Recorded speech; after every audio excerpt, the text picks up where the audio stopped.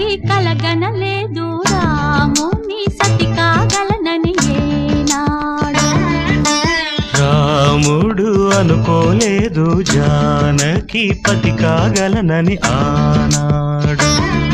ఆనాడు ఎవరు అనుకోనిది ఈనాడు మనకు నిజమైనది.